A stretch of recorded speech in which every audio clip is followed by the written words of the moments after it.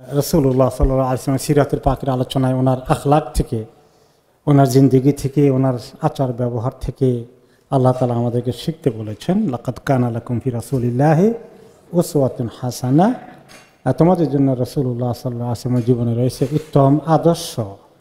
ওনার প্রত্যেকটি কথা, কারবার, লেনদেন, মুআমালাত এগুলো আমাদের জন্য শিক্ষণীয়।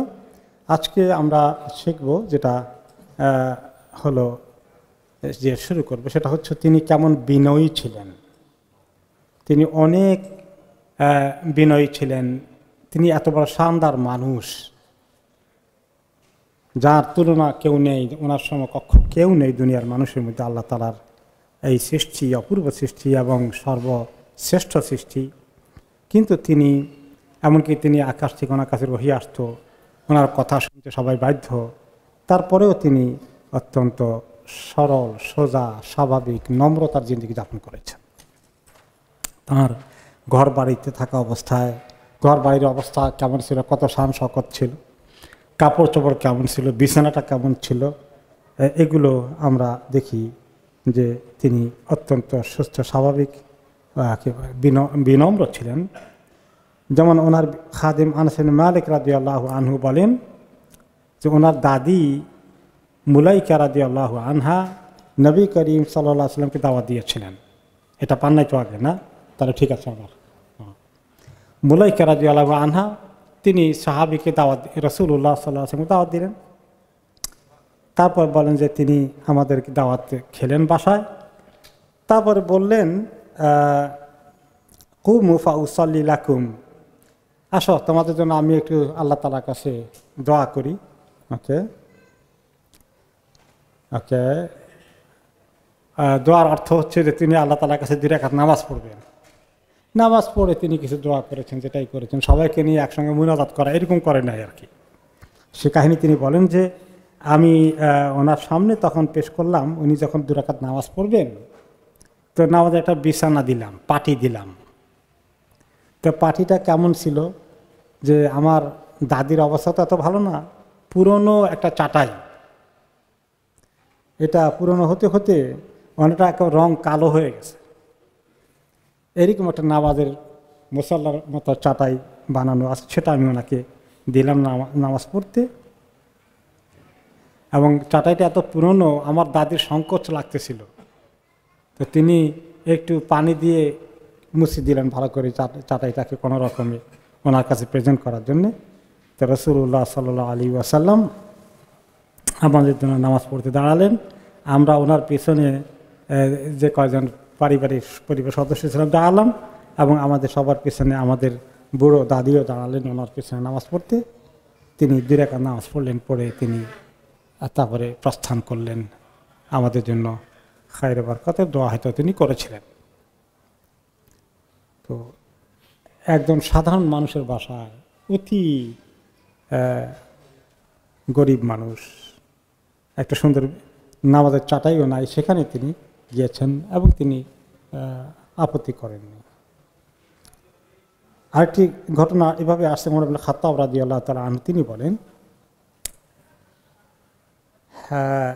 ওয়া ইন্নাহু লাআলা হাসিরিন মা বাইনাহু ওয়া বাইনাহু শাই। ওমর রাদিয়াল্লাহু আনহু পরবর্তী পর্যায়ে বলেছিলেন, নবী করিম সাল্লাল্লাহু আলাইহি ওয়াসাল্লামের কথা বর্ণনা করলেন সাহাবীদেরকে, তাবেঈদেরকে। পরবর্তী পর্যায়ে তিনি দেখেছিলেন যে আমি যখন ওনাকে দেখলাম, বাড়িতে গেলাম ওনার সঙ্গে দেখা করতে, ওনার ঘরে দেখি যে একটা চাটাইয়ের উপরে শুয়ে আছেন। এই চাটাইটার নিচে এক টুকরা কোনো রকমের নরম কোনো জাতীয় জিনিস, খেতার মতো কিছু, এগুলোও কিছু নেই, একদম খালি চাটাইয়ের মধ্যে শুয়ে আছে। ওয়া তাহতা রাসি ওয়াসাদাত মিন আদামিন হাসুহা লিফ, আর মাথায় যে বালিশের মতো যেটা দিয়েছেন, এটাও খুব স্ট্যান্ডার্ড বালিশ না, চামড়ার একটা ব্যাগের মতো এর কভারটা। আর ভিতরে আছে পাতা, খেজুর পাতা দেওয়া, কোনো তুলা না। তুলা আরব দেশে ছিল, কিন্তু তুলা সবসময় হতো না। তুলা একটু বিলাসিতার মতো, ওনার কাছে এই বিলাসিতা করার মতো সঙ্গতি ছিল না। গাছের পাতা দিয়েছেন তার ভিতরে। ওয়া ইনদা রিজলাইহি কিরদান মাসবুবান ওয়াইন্দা রাসি আহাব্বুন মুআল্লাক, আর ওনার পায়ের উপরে দিয়ে রাখছেন, পুরো শরীর নয়, ঢাকার জন্য একটুখানি, একটা কম্বলের মতো। এটা আসলে কম্বল নয়, এটা হচ্ছে এক টুকরা চামড়ার একটা আচ্ছাদন। এটা হয়তো অনেক সময় বিছানার মতো বসছেন ওনারা এর উপরে, ওইটা পায়ের উপরে দিয়ে রাখছেন। আর মাথার উপরে তাকে দেখলাম যে ঘরের কোনায় লটকানো আছে একটা চামড়ার থলের মতো পানি নিত যে মস্ক, এইটা লটকানো আছে। এই হলো ওনার আসবাবপত্র ওনার থাকার ঘরের মধ্যে। ফারাইতু আথরার হাসিরে ফি জামবিহি ফাবাকাইতু, আর আমি দেখলাম যে উনি যে ঘুম থেকে উঠেছেন আমার সঙ্গে দেখা করতে বা শোয়া থেকে উঠেছেন, ওনার পিছনে এটা ছাপ লেগেছিল, চাটার মধ্যে শুইলে দাগ লেগে গিয়েছিল পিঠের উপরে। তো এত সাদামাটা জিন্দিগি ওনার দেখে আমি চোখে পানি এসে গেল আমার। আরেকটি হাদিসে সাহাবী আব্দুল্লাহ ইবনে ওমর রাদিয়াল্লাহু আনহু বলেন, নবী করিম সাল্লাল্লাহু আলাইহি ওয়াসাল্লাম আমাকে ডাকলেন একবার, এই জন্য যে আমার রোজার ব্যাপারে, নফল ইবাদতের ব্যাপারে ওনার কাছে কিছু খবর গিয়েছে। খবরটা কি, উনি খুব বেশি নফল ইবাদত করতেন, এত বেশি করতেন যে ওনার রাতের ঘুম এবং ওনার পরিবারের সঙ্গে যে তাদের সঙ্গে খোঁজ খবর রাখা, এগুলো অনেক কিছুরই ত্রুটি হয়ে যেত। এই খবর ওনার কাছে পৌঁছে গেল। খবর পৌঁছার পরে রাসূলুল্লাহ সাল্লাল্লাহু আলাইহি ওয়াসাল্লাম আমাকে ডাকলেন, ডেকে বললেন, আমি গেলাম ওনার সঙ্গে দেখা করতে গেলাম। তো আমি গিয়ে ঢুকে দেখি যে অ্যাগেইন ওইরকম একটা বালিশের মধ্যে তিনি বসে আছেন, বা এটা বসার ছোট্ট আসনের মধ্যে বসে আছেন, ওই চামড়া তৈরি, ভিতরে এরকম পাতার কিছু দেওয়া। তিনি ওইটা আমাকে অফার করলেন, তুমি এখানে বসো। তা আমি বসলাম, আর ওটা ওরে বসলাম না, আমি এই পাশে বসলাম মাঝখানে রেখে, উনি ওই পাশে বসলেন। ফ্লোরেই বসা আছি, কারণ আর কিছু নাই, এই ফ্লোরেই বসা আছি। এরপরে তিনি আমাকে বললেন, আমা ইয়াকফিকা মিন কুল্লি শাহর সালাসাতা আইয়াম, মাসে 3 দিন রোজা রাখলে কি তোমার হবে না? নফল রোজা এত বেশি নফল রোজা রাখো, মাসে 3 দিন রাখো, এটা যথেষ্ট হয়ে যাবে। 13, 14, 15 আইয়ামে 20 দিন রোজা রাখো, এটা হয়ে যাবে ইনশাআল্লাহ। এত প্রত্যেক দিন এত নফল রোজা রাখার দরকার নেই। বলতে ইয়া রাসূলুল্লাহ খামসান, আমি বললাম ইয়া রাসূলুল্লাহ, ইয়া আল্লাহর রাসূল, আর কিছু বলেন নাই, মানে আমি আর একটু বেশি রাখতে চাই। তিনি বলেন খামসান, তাহলে 5 দিন রাখো। বলতে ইয়া রাসূলুল্লাহ, আমি বললাম ইয়া রাসূলুল্লাহ, মানে আমি আর একটু পারবো। কলা সাবান, তাহলে 7 দিন রাখো মাসে। আমি আবার বললাম ইয়া রাসূলুল্লাহ, মানে আমি আর একটু রাখতে চাই। কলা তেসান, মানে তাহলে 9টা রাখো মাসে। তিনি আবার বললেন যে আমি তো আর একটু রাখতে পারি। তিনি বললেন তাহলে 11টা রাখো, মাসে 11টা। তো মাসে 11টা রাখলে যেটা হবে, এটা অনেকটা কাভার হয়ে যাবে পুরো মাসের। এবং এতে যেটা হবে যে তোমার লা সাওমা ফাওকা সাওমি দাউদ, দাউদ আলাইহিস সালাম থেকে বেশি রোজা রাখার আর কারো দরকার নেই। দাউদ আলাইহিস সালাম মাসে কটা রোজা রাখতেন? তিনি সিয়ামু ইয়াউমিন ওয়া ইফতার ইয়াউমিন, ওনার অভ্যাস ছিল একদিন নফল রোজা রাখেন, পরের দিন রোজা রাখেন না, তারপরের দিন রাখেন, তারপরের দিন রাখেন না। তো এর চেয়ে এটা 11টা বললেন বসে, তারপরে বললেন যে যদি বেশি থেকে বেশি করো তাহলে দাউদ আলাইহিস সালামের লিমিট পর্যন্ত যাবা, এর বাইরে আর নফল রোজার কোনো দরকার নাই। আসলে তিনি বিবিদের পরিবারের হক অনেকটা আদায় করেন নাই, তিনি এত বেশি আবেদ হয়ে গিয়েছিলেন রাসূলুল্লাহ সাল্লাল্লাহু আলাইহি ওয়াসাল্লাম আরেকজনের হক নষ্ট করে নিজের নফল ইবাদতে থাকার থেকে ওনাকে কমাতে চেয়েছেন। তো এইখানে অ্যাগেইন যেটা গেল যে তিনি এত সাদা মাটা জিন্দিগি, কোথায় বসা ছিলেন, মাটিতেই বসলেন চাটাইয়ের মধ্যে, আর কোনো কিছু, কোনো নরম কিছু, কোনো বিছানা, কোনো চেয়ার, কোনো টুল, এগুলো কিছুই ছিল না। তাহলে ওনার ঘরের বসার আসবাবপত্র কি ছিল? আমরা যখন আসবাবপত্র দিয়ে ঘর ভর্তি করি, আসলে তো করতে হয়, আল্লাহ তাআলা অবশ্যই ওনার থেকে আমাদেরকে দুনিয়ার নেয়ামত আরও বেশি দিলেন, আমরা তো এগুলোর পিছনে ছুটেছি, কিন্তু তারপরে একটু কন্ট্রোলের দরকার আছে। একজনের বাড়িতে দেখে আসলে ওইটা এত পছন্দ হয়ে গেলো, আমার ওটাই কিনতে হবে, এর চেয়ে দামি কিনতে হবে, প্রতিযোগিতাও চলে। আল হাকুমুত তাকাতুর হাত্তা যুরতুমুল মাকাবির, তোমাদের প্রতিযোগিতা কার বাড়িতে কত সাজগোজ, আমাদের বাড়িতে এর চেয়ে কম হলে তো আমাদের বাণিজ্য থাকে না, এগুলোর প্রতিযোগিতা খুব বেশি চলে। পুরুষের জগতে যেমন চলে, মহিলার জগতে আরেকটু বেশি চলে। তো এগুলোর দিকে এত নজর না দেওয়া, এটা ওনার জীবন থেকে আমাদের শিক্ষা। পোশাক পরিচ্ছদের ক্ষেত্রে তিনি এতগুলো জামা কাপড় ওনার ছিল না, এত পোশাক পরতেন না যতগুলো আমাদের আছে। আবু বুরদা রাদিয়াল্লাহু আনহু বলেন যে আখরাজাত ইলাইনা আয়েশাতু কিসাআন ওয়া রিজাআন ইজারান ওয়া গালিদান। আবু বুরদা রাদিয়াল্লাহু আনহু বলেন হয়তো ওনারা গিয়েছিলেন রাসূলুল্লাহ সাল্লাল্লাহু আলাইহি সাল্লামের গায়ের কাপড় চোপড়গুলো কেমন ছিল, কতগুলো কাপড় ছিল, কোন ধরনের কাপড় ছিল, এটি জিজ্ঞাসা করতে গিয়েছেন। তো আয়েশা রাদিয়াল্লাহু আনহা পর্দার ভিতর থেকে ওনাদেরকে বের করে দেখিয়েছেন কি ছিল, কিসাআন ওয়া ইজারান গালিদান, একটা নিচে লুঙ্গির মতো আর উপরে একটা চাদরের মতো, এই দুটো খুব মোটা, এমন মিহিন কিছু না, এইরকম দুটো পিস কাপড়ে বের করে দেখালেন আর বললেন কুবিদা রূহুন নবী সাল্লাল্লাহু আলাইহি সাল্লাম ফি হাদাইনি, এই দুটো কাপড় পরা অবস্থায় ওনার ইন্তেকাল হয়েছিল।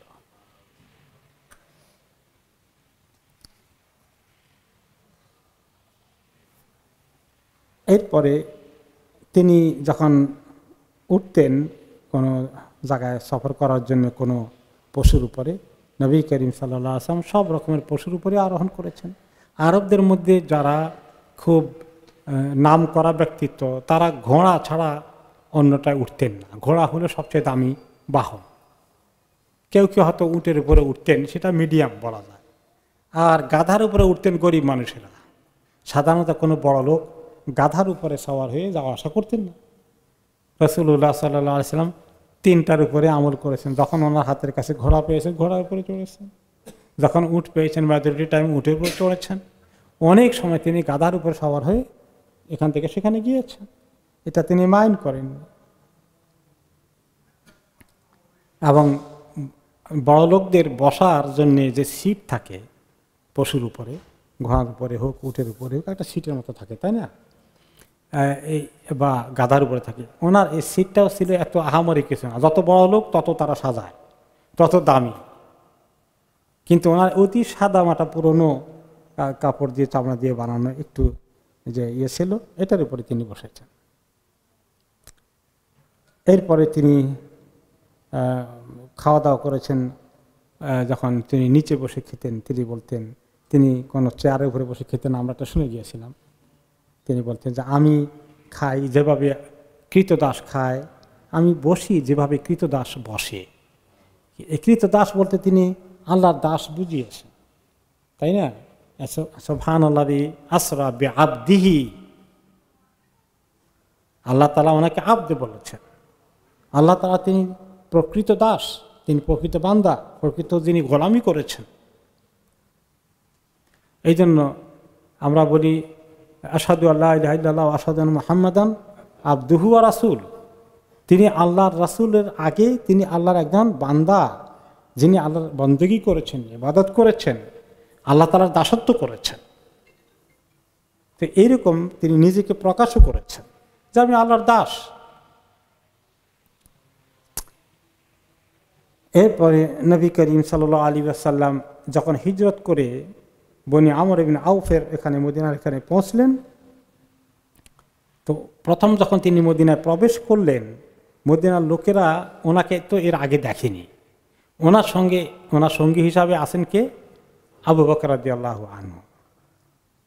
তো দুইজনেই যখন গিয়ে বসলেন, তারা গিয়ে চিনতে পারতেছে না নবীকে আর ওনার সাথীকে। তো অনেকে আবু বকর রাদিয়াল্লাহু আনহুকে নবী মনে করে ওনাকে গিয়া মানে এরকম সালাম কালাম করার চেষ্টা করছেন, নবী হিসেবে ওনাকেই অ্যাড্রেস করছেন বা ওনার দিকে নজর করছেন, উনি বোধহয় নবী। রাসূলুল্লাহ সাল্লাল্লাহু আলাইহি ওয়াসাল্লাম এবং আবু বকর রাদিয়াল্লাহু আনহু দুইজনেই আছেন। তো দুইজনের একজন তো নবী হবেন। তো ওনারা অনেকেই আন্দাজ করলেন আবু বকর রাদিয়াল্লাহু আনহু নবী হয়তো।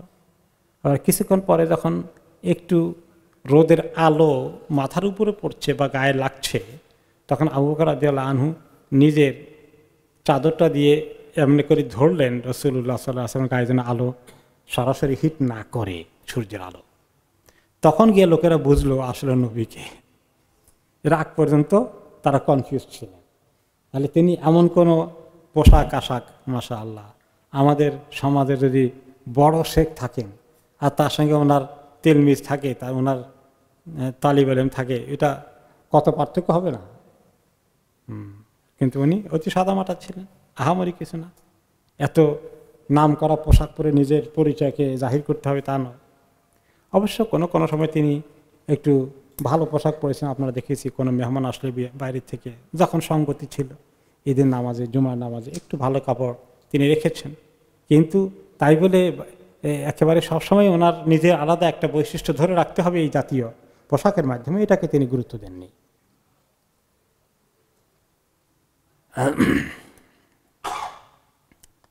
রাসূলুল্লাহ সাল্লাল্লাহু আলাইহি সাল্লাম আর 10 জনের মধ্যে মানুষের সঙ্গে মিশতেন, সঙ্গী সাথীদের সঙ্গে এরকমই ব্যবহার করতেন। ওসমান রাদিয়াল্লাহু আনহু বলেন, ইন্না ওয়াল্লাহি কাদ সাহিবনা রাসূলুল্লাহ সাল্লাল্লাহু আলাইহি সাল্লাম ফি সফরে ওয়াল হাদর। আমরা নবীজি সাল্লাল্লাহু আলাইহি সাল্লামের সঙ্গে সফরের হালতে এবং এলাকায় থাকা অবস্থায়, উভয় অবস্থায় ওনার সঙ্গ সাহচর্য আমরা পেয়েছি। ওয়াকানা ইয়াউদু মারদানা, তিনি আমাদের আর 10 জনের মতোই নিজেকে ভাবতেন, ওরকমই চলাফেরা করতেন। স্পেশাল খুব কিছু ধরে রাখতে হবে এমন কিছু না। সো তিনি কানা ইয়াউদু মারদানা, তিনি আমরা কি অসুস্থ হয়ে গেলে দেখতে যেতেন। ওয়াত বাউ জানা এই জানা, আমরা জানাজা নিয়ে যখন কবরস্থানে যেতাম দাফন করার জন্য তিনি আমাদের সঙ্গ দিতেন। ওয়াকজু মানা, যুদ্ধেও তিনি আমাদের সঙ্গে যেতেন, শুধু নিজে ঘরে বসে থেকে আমাদের দিয়ে যুদ্ধ করাননি। ওয়াসিনা বিল কালিল ওয়াল কাসীর, এবং আমরা যখন যে অবস্থায় থাকি, ভালো অবস্থায় থাকলেও তিনি আমাদের সঙ্গ দিয়েছেন, কষ্টের অবস্থায় থাকলে তিনি সঙ্গ দিয়েছেন। কোনো অবস্থায় তিনি কখনোই নিজেকে স্পেশাল কিছু চলতে হবে, স্পেশাল তরিকা লাগবে, স্পেশাল মতো নিজেকে সাজাতে হবে, এরকম চিন্তা করেননি। একজন সাধারণ মানুষের মতোই তিনি নিজেকে সবসময় মেনটেন করেছেন। তিনি ছোটদেরকে এবং যারা দুর্বল সমাজের মধ্যে তাদেরকে তিনি বেশি গুরুত্ব দিতেন। সমাজের লোকেরা গুরুত্ব দেয় বেশি কাদেরকে? যারা বড় লোক, সবচেয়ে ধনী, সবচেয়ে বড় হাই পজিশনের অধিকারী। তো তিনি তখন বলতেন কোনো কোনো সময় যারা একটু দুর্বল, যারা ডিজেবল আছে, যাদের একেবারে চলতে ফিরতে কষ্ট হয়ে যায়, তাদেরকে কেউ পাত্তা দেয় না, এরকম লোকগুলাকে তিনি বলতেন আবগুনি আদআফা, তোমরা আমার কাছে সবসময় আসবে তোমাদের গরিবদেরকে, তোমাদের দুর্বলদেরকে নিয়ে, অর্থাৎ দুর্বলদেরকে তোমরা আমার কাছে নিয়ে আসবা, তাদেরকে আমি বেশি পছন্দ করি। কারণ ফাইন্নামা তুরজাকুনা তুনসারুনা বিদুআফাইকুম, তোমরা আল্লাহর সাহায্য পাওয়ার জন্যে, তোমরা এবং রিজিক পাওয়ার জন্যে তাদের উপস্থিতি তোমাদের সমাজে অনেক কাজের জিনিস, এবং তোমরা দোয়া করতে হলে তাদেরকে আমার কাছে নিয়ে এসো, আমি তাদেরকে সাথে রেখে আল্লাহর কাছে দোয়া করব। কারণ তাদের কারণে, দুর্বলদের কারণে সমাজের মানুষরা রিজিক পায়, এবং তাদের কারণে তাদেরকে প্রতি আল্লাহ তাআলা সাহায্য নাজিল হয়। এটা একটা এমন একটা ইসলামিক প্রিন্সিপাল, ওয়েস্টার্ন ওয়ার্ল্ডের রাষ্ট্রগুলো এটা নিয়েছে। তারা সরকারিভাবে যারা এই ডিজেবল পর্যায়ের লোকজন, তাদেরকে তারা অনেক দেখভাল করে না, সোশ্যাল ওয়েলফেয়ার দিয়ে তাদেরকে সব কষ্ট দূর করার চেষ্টা করে। ডিসএবিলিটির যে অ্যালাউন্স, যে বেনিফিট, এটা তারা খুব কায়দা করে রক্ষা করে, তাই না? এবং এই কারণেই হয়তোবা এই দেশের সমাজে এমন অভাব অনটন দুর্ভিক্ষ এখনও তারা মোকাবিলা করছে না। অথচ মুসলিম সমাজের মধ্যে এটা হওয়া দরকার ছিল সবচেয়ে বেশি। আর ওই সমাজেই আমাদের মুসলিম সমাজগুলোতে যারা ডিজেবল আছে, যারা বিকলাঙ্গ আছে, যারা এরকম মাজুর আছে, তাদের রক্ষণাবেক্ষণের জন্য সরকারি কি দায়িত্ব আছে, সমাজের কি দায়িত্ব আছে, কোনো খবর নেই। যাদের ঘরে এরকম আছে তারা নিজেরাই একলা সাফার করতে হয়, এবং এগুলোকে মনে করা হয় যে এরা সমাজের ক্ষতির কারণ, এরা সমাজের বোঝা, অথচ এরা সমাজের নিয়ামত। আল্লাহ তাআলা এই রাসূলুল্লাহ সাল্লাল্লাহু আলাইহি ওয়াসাল্লাম হাদিসে বললেন যে তাদের কারণেই আল্লাহর পক্ষ থেকে সাহায্য আসবে। আমাদের যাদের কারো কারো পরিবারে এইরকম আল্লাহ তাআলা দিয়েছেন দুর্বল কাউকে, তারা এটাকে বোঝা মনে করে, এটা অনেক সময় সোশ্যাল স্টিগমা হয়ে যায়, এটা কলঙ্কের কারণ হয়ে যায় তাদের জন্য। এটা একটা মানে কলঙ্কজনক জিনিস যে তাদের পরিবারে এমন একটা সদস্য আছে। এই জাতীয় চিন্তা করা ঠিক নয়। কাজেই যারা, আল্লাহ তাআলা মাফ করুন সবাইকে, এরকম পরীক্ষা পড়া থেকে যারা পরীক্ষা পড়েন তারা যেন এটাকে অভিশাপ মনে না করেন, তারা যেন এটাকে কল্যাণের কারণ মনে করেন। আবার কেউ কেউ বলে যে এদেরকে আল্লাহ তাআলা অভিশপ্ত করেছেন এরকম সন্তান দিয়ে, এরকম মনে করাটাও জঘন্য অন্যায় কথা।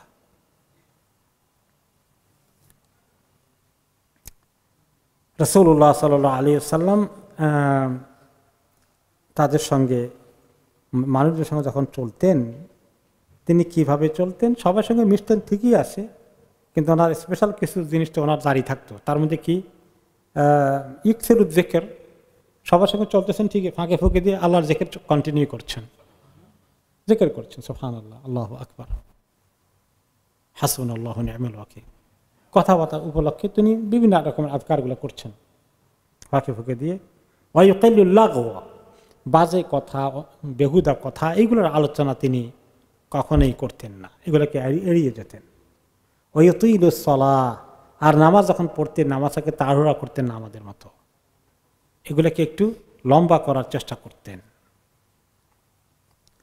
ওয়া ইউতিলুস সালাহ ওয়া ইউকসিরুল খুতবা, আর ওনার খুতবা, বক্তৃতাকে, ওনার বক্তব্যকে ছোট করে ফেলতেন, খুতবা খুব লম্বা করতেন না, খুব লম্বা করতেন না। ওয়ালা ইয়াবা আন ইয়ামশিয়া মাল আরমেলা, এবং তিনি কোনো বিধবা যদি ওনাকে ডাকতেন যে আমার একটু সাহায্য দরকার, তাহলে তিনি তার উপকার করার জন্য চলে যেতেন।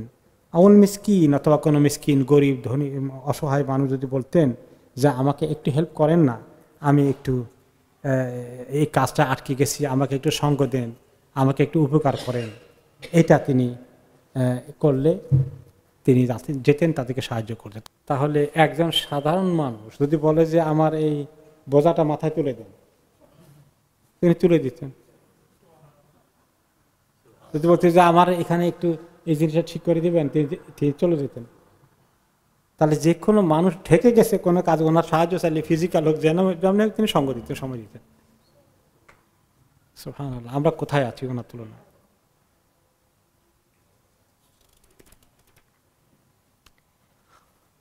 তিনি কত বিনয়ী ছিলেন, কত সাধারণ, কত স্বাভাবিক জিন্দেগি। ছোটদেরকেও তিনি খুব আদর করতেন। আনাস ইবনে মালিক রাদিয়াল্লাহু আনহু নিজেই ছোট বাচ্চা, তিনি বলেন আন্নাহু মাররা আলা সিবিয়ানিন ফাসাল্লামু আলাইহিম, তিনি দেখলেন যে একদিন রাসূলুল্লাহ সাল্লাল্লাহু আলাইহি ওয়াসাল্লাম হেঁটে যাচ্ছেন, কতগুলো বাচ্চা, ছোট বাচ্চা আছে ওনার সামনে পড়লো, তিনি তাদের সবাইকে সালাম দিলেন, বাচ্চাদেরকে সালাম দিলেন।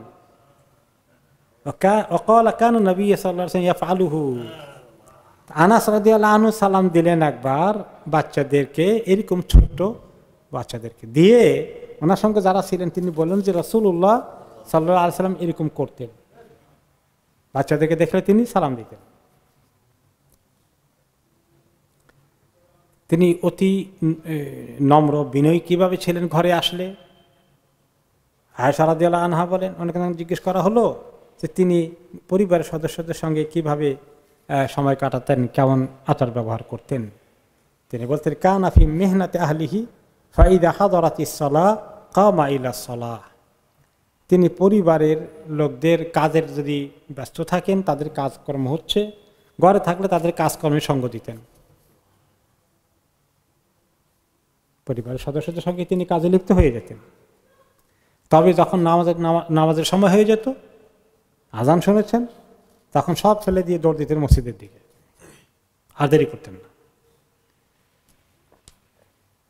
আরেকটি ঘটনা তিনি বলেন, আবার যখন জিজ্ঞেস করা হয়েছিল তিনি বললেন কানা বাশারা মিনাল বাশার, তিনি আর 10 জন মানুষের মধ্যেই একজন সাধারণ মানুষ হিসাবে আমাদের সঙ্গে ব্যবহার করতেন।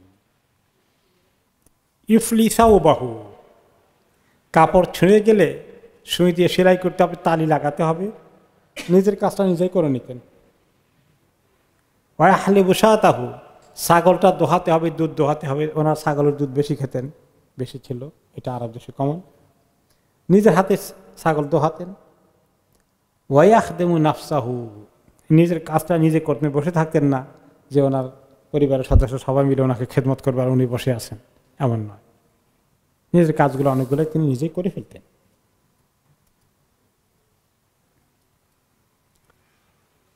নবী করিম সাল্লাল্লাহু আলাইহি সাল্লাম তিনি নবুয়তের আগে তো অনেক কাজ করেছেন, ছাগল চড়ানোর দায়িত্ব পালন করেছেন আমরা জানি। তো এক সাহাবী বলেন, জাবির ইবনে আব্দুল্লাহ রাদিয়াল্লাহু আনহু, যে আমরা মাররুদ দাহরান নামে একটা এলাকায় মরুভূমিতে ছিলাম। ওয়া নাহনু নাজনি আল কাবাস, আমরা মরুভূমির মধ্যে কোনো কোনো জায়গায় যখন একটুখানি কিছু জঙ্গল টঙ্গল থাকে, একটু নিচু এলাকায়, সেখানে কিছু জঙ্গলি ফ্রুট হয়, কিছু বাড়ির মতো হয়, বাড়ি আছে না এখানে যে বাড়িগুলো আছে না, এইরকম কিছু আল কাবাস নামে একটা জঙ্গলি ফ্রুট, যেটা সাধারণত মানুষ এত বাগান টাগান করে চাষবাস করে না, কিন্তু এগুলো মাঝে মাঝে মানুষে খুঁজে পেলে খায়। তা আমরা এগুলো খুঁজছিলাম, উনিও আসেন, রেস্টে আসেন, আমরা একটু খুঁজছি এগুলা। তো তখন তিনি বলেন, আর শোনো, এগুলো খুঁজছ, এগুলো সবগুলো নিও না, ভালো কোনটা জানো? আলাইকুম বিল আসওয়াদি মিনহু, যেটা কালো হয়ে গেছে ওইটা বেশি ভালো, ওইটা নিও। তো সাহাবীরা বলেন, আল্লাহ নবী এটাও জানেন। ফাকুলনা ইয়া রাসূলুল্লাহ কান্নাকা রাআইতাল গানাম, ও আপনি মনে হয় কি ছাগল চড়িয়েছেন নাকি কোনো সময় মরুভূমিতে? কলা নাম, আমি তো ছাগল চড়িয়েছি। যারা ছাগল চড়া তারা এগুলো চেনে ভালো, জঙ্গলে বসবাস করে। এগুলো কালো হয়ে গেলে একদম পাকা রসালো হয়, মিষ্টি হয় একটু। হ্যাঁ, আমি তো ছাগল চড়িয়েছি। ওয়াহাল মিন নবীন ইল্লা ওয়াকাদ রাআহা, আর কোনো নবী ছাগল চারণা ছাড়া নবুয়ত পায়নি। সব নবীকে দিয়ে আল্লাহ তাআলা ছাগল চড়িয়েছেন। এইটা একটা বিরাট কথা। ছাগল চড়ানোর জন্য অনেক ধৈর্য লাগে, ঠিক কিনা? এদিকে দৌড়ে সেদিকে দৌড়ে, কথা শুনে না। একটু বৃষ্টি যখন হয়, ছাগলকে এদিকে টান দিলে কি করে? উল্টা দিকে যায়, আর একদম পা দিয়ে এরকম করে ব্রেক ধরে রাখে। তো এই যে উল্টা পাল্টা করে, দুনিয়ার মানুষগুলো তো এরকম অনেক উল্টা পাল্টা করবে। তাদেরকে এই নবুয়তের দায়িত্ব পরিচালনার জন্য যে ধৈর্য লাগবে, আল্লাহ তাআলা তাদেরকে এই ধৈর্যের ট্রেনিং দেন ছাগল চড়ানোর মাধ্যমে।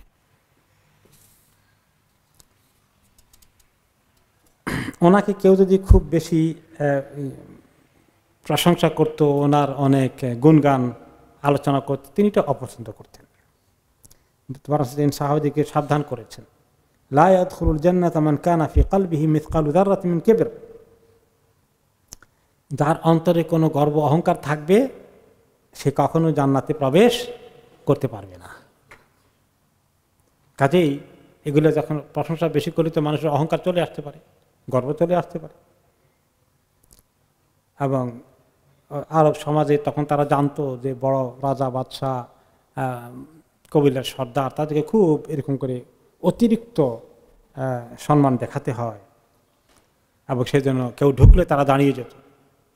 তো রাসূলুল্লাহ সাল্লাল্লাহু আলাইহি ওয়াসাল্লাম দেখে সাহাবারা যখন দাঁড়াতেন তিনি নিষেধ করেছেন, এবং তিনি বলেছেন, মান আহাব্বা আন ইউতামাসসালা লাহুন নাসু কিয়ামান ফালাইতাবাওয়া মাকআদাহু মিনান নার, যে ব্যক্তি সে মজলিসে ঢুকলে চায় সবাই তার সম্মানে দাঁড়িয়ে যাক একসঙ্গে, তাহলে সে যেন জাহান্নামে তার ঠিকানা খুঁজে বের করে।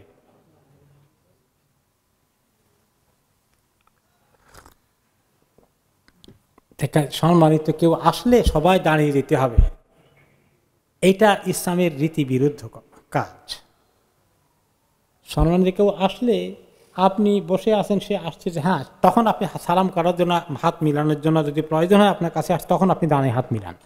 এটা তো মানায় না যে উনি দাঁড়িয়ে আছেন আপনি বসে থাকবেন। কিন্তু উনি এখনো কেবল ওখানে ঢুকছেন, ঘরে ঢুকছেন, এখন সবাই দাঁড়িয়ে গেল।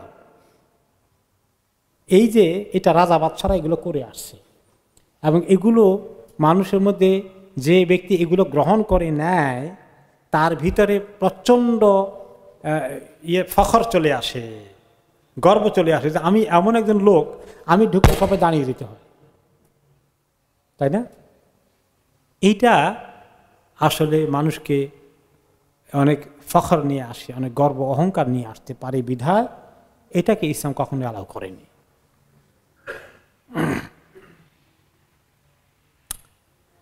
এবং রাসূলুল্লাহ সাল্লাল্লাহু আলাইহি ওয়াসাল্লাম যখন একবার দাঁড়িয়েছিলেন সাহাবারা, উনি তাদেরকে বসতে বলেছেন, দাঁড়াতে নিষেধ করেছেন। আরেকটা হাদিসে তিনি বলেন, লাম ইয়াকুন শাখসুন আহাব্বু ইলাইনা মিন রাসূলিল্লাহ, সাহাবী আনাস রাদিয়াল্লাহু আনহু বলেন যে আমার কাছে আল্লাহ নবীর চেয়ে প্রিয় আর কোনো ব্যক্তিত্ব জীবনে ছিল না। কানু ইদা, এবং আমি শুধু ওনার কাছে না, সমস্ত সাহাবীদের কাছে, কানু ইদা রাআউহু লাম ইয়াকুমু, সাহাবাগণ ওনাকে দেখলে উনি ঢুকছেন তখন তারা সবাই দাঁড়িয়ে যেতেন না। লিমা ইয়ালামুন মিন কারাহাতিহি লিযালিক, তিনি যে এটা পছন্দ করেন না এটা সাহাবায়ে কেরাম ভালো করেই বুঝেছিলেন এবং ওনার সেই নির্দেশকে ওনারা সেটা রক্ষা করেছেন। আর আমাদের দেশে উনি তো নাই এখন, ওনার অনুপস্থিতিতে যখন দরুদ শরীফ পড়ে তখন দাঁড়াইতে হয় নাকি, ওনার রূহ হাজির হয়ে যায়। আর যখন উনি শারীরিকভাবে রূহ এবং শরীর দুইটাই ছিল তখন তো সাহাবাদেরকে দাঁড়াতে তিনি নিষেধ করেছেন। আর এই কোনো একটা মজলিসে ওনার রূহ হাজির হয়ে যায় এই কথা তো কোরআন হাদিসে তো কিছুই নাই। উনি আলামুল বারজাখে আছেন, শুধুমাত্র ওনার কবর থেকে আমাদেরকে সালামের জবাব দেওয়ার জন্য আল্লাহ তাআলা ওনাকে তৌফিক দিচ্ছেন, পারমিশন দিচ্ছেন, এটা সহিহ হাদিসে এসেছে। বাকি ওনার রূহ সারা জমিনে যেখানে ওনার প্রতি দরুদ পাঠানো সেখানে পৌঁছে যায়, এই মিথ্যা কথা তো কোনো হাদিস নেই। এছাড়া আমাদের দেশে স্কুল কলেজে যখন যায়, টিচার ক্লাসে ঢুকলে সবাই কি করে, দাঁড়িয়ে যেতে হয়। এটা অনেক সম্মানের বিষয় টিচারকে দেওয়া হলো। এবং এটা আবার মাদ্রাসায় প্র্যাকটিস করে, মাদ্রাসাগুলোতে অনেক ক্ষেত্রে এই নিয়ম পালন করেছে যে টিচার ক্লাসে ঢুকলে সবাই দাঁড়িয়ে যাবে। তো এটা হাদিসের খেলাফ হলো না। এখন বসে থাকলে কি বেয়াদবি হয়ে যাবে? যে আদব আল্লাহ এবং তার রাসূল শিখিয়েছেন তার চেয়ে সুন্দর আদব কি মানুষ আবিষ্কার করতে পারবে? বরঞ্চ এর মধ্যে ক্ষতি হবে মানুষের জন্য। তাহলে আমরা একটা ভেরি ইম্পর্টেন্ট একটা আদব শিখলাম আমাদের সমাজে, যে মুরব্বীদেরকে আমরা সম্মান করব ঠিকই, আমার কাছে চলে আসলে আমি ওনাকে সালাম করার জন্য দাঁড়াবো, ঠিক আছে, কিন্তু আমরা এখানে 10 জন আছি, 20 জন আছি, 100 জন আছি, কেউ একজন চলে আসলে আর সবাই দাঁড়িয়ে যেতে হবে তার সম্মানে, এইটা ইসলাম নিষেধ করেছে। আমি মালয়েশিয়া যখন ইউনিভার্সিটিতে ছিলাম লেকচারার হিসাবে, তখন আমাদের একবার একটা বড় ইভেন্ট হয়েছিল। তখন ওই দেশের রাজা এসেছিলেন। রাজা আসার আগে সুবহানাল্লাহ, তখন মালয়দেরকে দেখলাম তারা মুসলিম হওয়া সত্ত্বেও যেটা করে একদম এরকম কুর্নিশের মতো করে, সবাই দাঁড়িয়ে যেতে হয়, যে এভরিবডি মাস্ট স্ট্যান্ড আপ না, সব টিচার দেখে দাঁড়িয়ে দিতে হলো। তো এগুলো আসছে কোন জগৎ থেকে, আর আমরা এগুলোকে মুসলিম হিসেবে আমল করা ঠিক নয়, এগুলোকে খুব খেয়াল করতে হবে। মা বাবা আসলেও অথবা শ্বশুর শাশুড়ি আসলেও দাঁড়িয়ে দিতে হবে, ওইভাবে না, ওনাকে ওয়েলকাম করার জন্য আমি দাঁড়ালাম, ঠিক আছে, কিন্তু সবাই যারা আছি 10-12 জন 20 জন সবাই একসঙ্গে দাঁড়িয়ে যাব, এইটা এই দুটোর মধ্যে পার্থক্য বুঝতে হবে, ঠিক আছে। রাইট, ওনাকে অতিরিক্ত ভক্তি শ্রদ্ধা সম্মান টু মাচ করাকে তিনি খুবই অপছন্দ করেছেন। তখন সাহাবায়ে কেরাম এরকম কিছু করা শুরু করলো, কেউ কেউ নতুন যারা সাহাবী হয়েছেন, নতুন যারা ইসলাম কবুল করেছেন, তিনি তাদেরকে নিষেধ করেছেন। যখন একবার দাঁড়িয়ে গিয়েছিল তিনি তখনও নিষেধ করেছেন, লা তাতরুনি কামা আতরাতিন নাসারা ইবনে মারিয়াম, তোমরা আমাকে প্রশংসা করতে করতে, আমাকে সম্মান করতে করতে বাড়াবাড়ি কখনো করো না, যেভাবে মারিয়াম আলাইহিসসালামের ছেলে ঈসা আলাইহিসসালামকে এই সম্মান দিতে গিয়ে বাড়াবাড়ি করতে করতে গিয়ে কোথায় নিয়ে পৌঁছিয়েছে, আল্লাহর সন্তান নিয়ে বানিয়ে ফেলেছে। এরকম বাড়াবাড়ি করো না আমার শানে, কোনো প্রশংসা করতে গিয়ে, আমাকে সম্মান দেখাতে গিয়ে। ফা ইন্নামা আনা আবদুহু, আমি তো আল্লাহর দাস। ফাকুল আবদুল্লাহি ওয়া রাসূল, তোমরা এটাই বলো আমি হচ্ছি আল্লাহর বান্দা, দাস এবং তার রাসূল, এটাই আমার পরিচয়। এর বাইরে তোমরা আমাকে এত বাড়াবাড়ি করে অন্য কোনো জায়গায় সম্মান দিতে নিও না।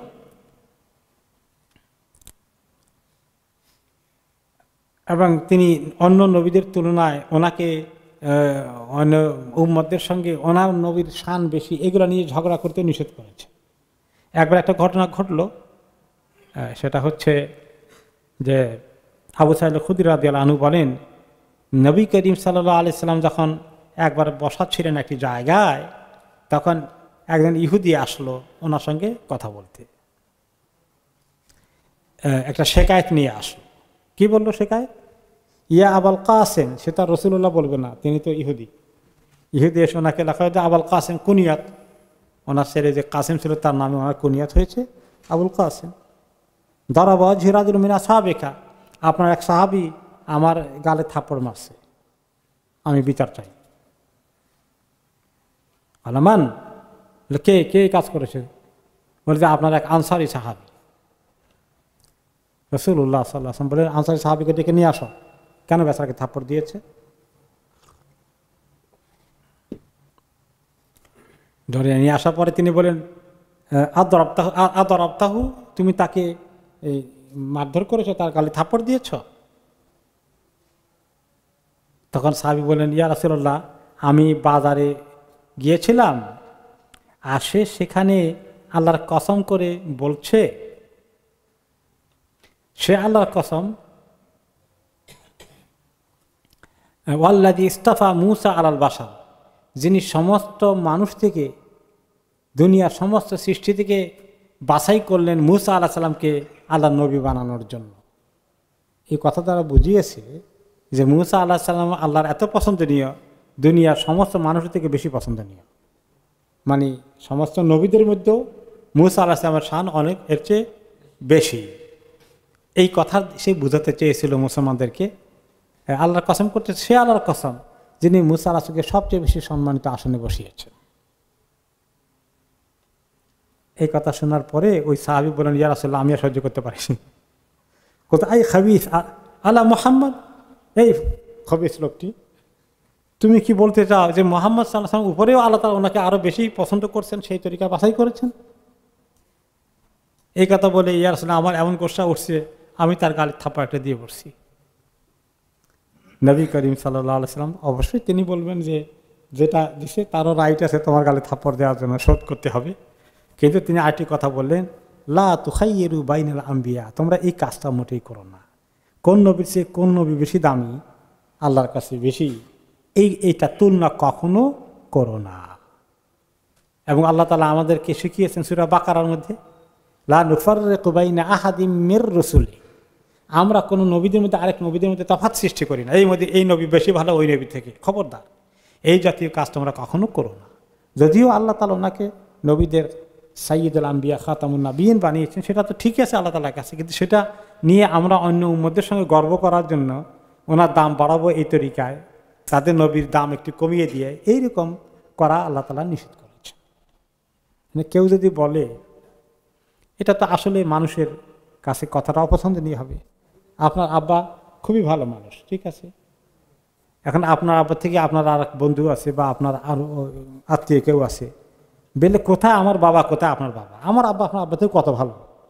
যদি ভালো হয় ওই বাচ্চার কাছে এটা ভালো লাগবে, তার কষ্ট হবে তো, যে কেন এটা বলে তাকে কষ্ট দিবেন না, দরকার কি? আর এটা দাবি করলে কি আপনার প্রিয় নবী ভালো হয়ে যাবেন? তা নাহলে উনি নিচে পড়ে গেলেন। যাকে আল্লাহ তাআলা সেই মর্যাদা দিয়েছেন, সাইয়্যিদু ওয়ালাদে আদম, সমস্ত আদম সন্তানের সর্বশ্রেষ্ঠ আসনে বসিয়েছেন, কিয়ামতের দিন সেই সমস্ত কাহিনী আছে। তো এতে করে আমরা এগুলো নিয়ে ঝগড়া করা, এটা আমাদের জন্য মুনাসিব নয়, এটা ঠিক নয়। এতে বোঝা গেল রাসূলুল্লাহ সাল্লাল্লাহু আলাইহি ওয়াসাল্লাম নিজে কত বিনয়ী থাকতে চেয়েছেন, সাহাবীদেরকে সেটা শিখিয়েছেন। আরেক লোক এসে একদিন বলল, একটি কথা বলবেন, নবী করিম সাল্লাল্লাহু আলাইহি ওয়াসাল্লামের কিছু একটা আলাপ করবেন। বলেন, ইয়া খায়রাল বারিয়া, হে আল্লাহ সর্বশ্রেষ্ঠ সৃষ্টি, সর্বোত্তম সৃষ্টি। রাসূলুল্লাহ সাল্লাল্লাহু আলাইহি ওয়াসাল্লাম তিনি এই কথাটা পছন্দ করলেন না। তিনি জানেন যে আল্লাহ তাআলা ওনাকে শান দিয়েছেন, কিন্তু এইভাবে উনি এটা পছন্দ করছেন না, এটা কবুল করতে। তিনি বললেন কি, দাকা ইব্রাহিম আলাইহিস সালাম, আরে উনি তো হচ্ছেন ইব্রাহিম আলাইহিস সালাম। তো এই কথার অর্থ কি? তিনি এতে অস্বীকার করতে চান না যে আল্লাহ তাআলা ওনাকে সবার উপরে শান দিয়েছেন। তিনি তো জানেন, এটা তো সাহাবারা শিখছেন বিভিন্ন কোরআনের আয়াতে, অন্য জায়গায়, সব জায়গায় এগুলার খবর এসে গেছে। কিন্তু এইভাবে এই মুহূর্তে ওনার দিকে দেওয়া হয়েছে, এটা ডাইরেক্টলি কবুল করা ওনার জন্য কঠিন হচ্ছে, তাই না? আর ইব্রাহিম আলাইহিস সালাম তো ওনার সিনিয়র, ওনার মুরব্বী, ওনার বড় বাবা, কাজে ওইদিকে উনি এভাবে ফেলে দিলেন আর কি। যে এরকম বললে তোমরা ইব্রাহিম ইসলামকে উনি তো দুনিয়াতে নাই, আমি তো আছি, আমাকে সামনে থাকা অবস্থায় এগুলো বলা ঠিক হবে না।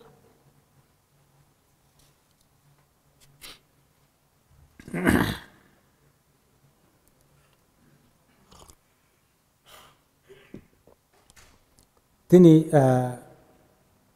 খুব যে স্বাভাবিক ছিলেন, কেউ কেউ আসলে ওনাকে দেখলে যে যদি কোনো সময় ভয় পেয়ে যেত, তিনি তাদেরকে স্বাভাবিক হতে বলতেন। এই বিষয়ে একটা হাদিসে এসেছে,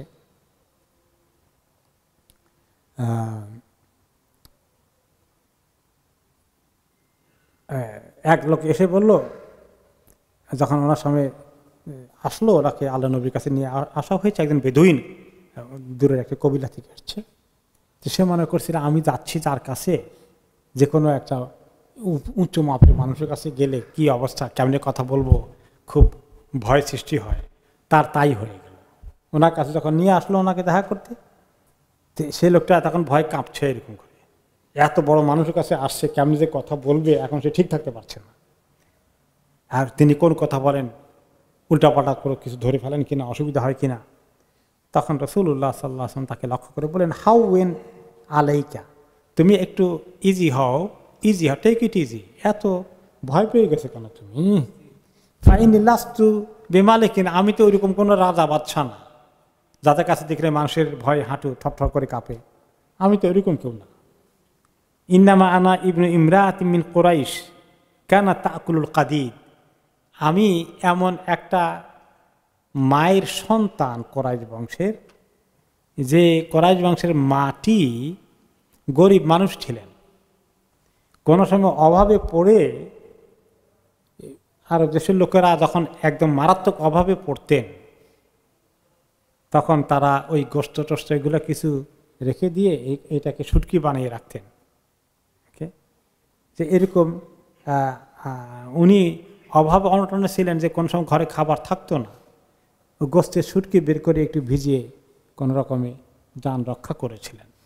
আমি ওইরকম পরিবার থেকে আসা মানুষ, কাজেই আমাকে স্বাভাবিকভাবে তুমি গ্রহণ করতে পারো, এত ভয় পাওয়ার কোনো দরকার নেই।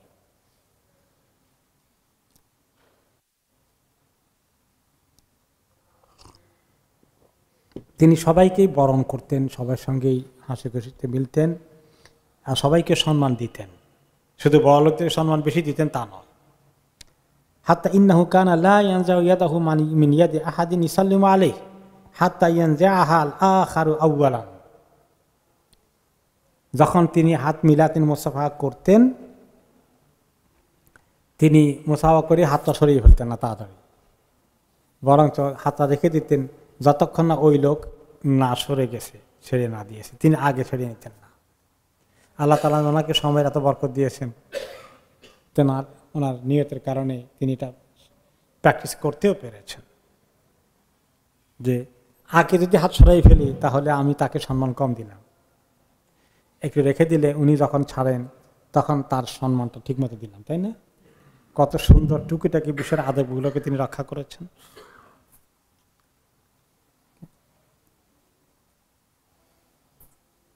এরপরে তিনি সমস্ত সাহাবীদেরকে সঙ্গেই সাধারণ ছোটোখাটো কাজও করতেন। এই নয় যে ছোটোখাটো কাজগুলো সাধারণ লোকেরা করবে আর কোনো বড় কাজ শুধুমাত্র উনি করবেন, শুনি শুধু হুকুম দিবেন, এটা নয়। তিনি নিজে ওনাদের সঙ্গে ছোটোখাটো কাজেও শরীক হয়েছেন।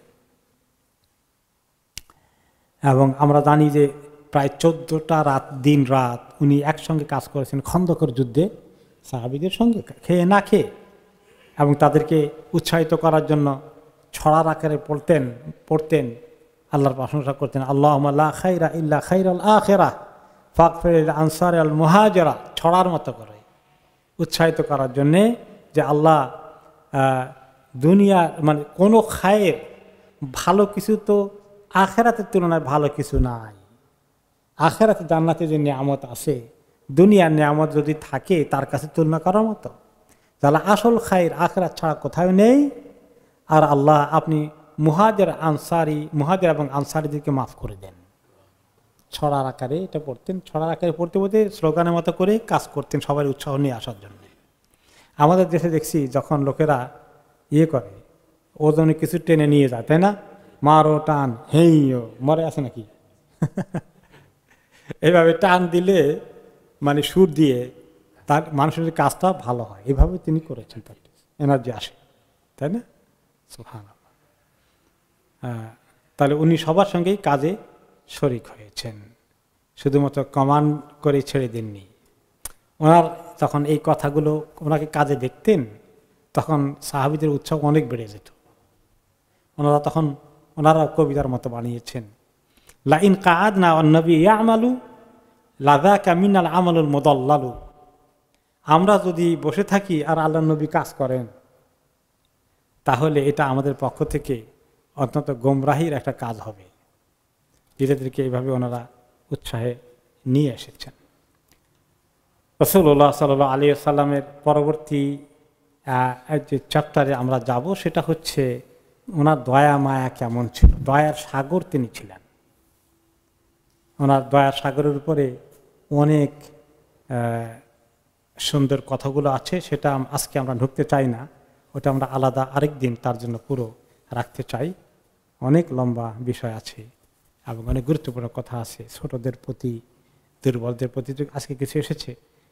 আদর, স্নেহ, মায়া, মমতা, দয়া মায়া, এটা নরম দিলের অধিকারী হওয়া যে কত ভালো। যদিও এর আগে আমরা একটু পড়েছি নম্রতা এসেছিল রেফেকের থেকে, কিন্তু এখানে রাহমা, উনি দয়া পরবশ, দয়ালু হৃদয়।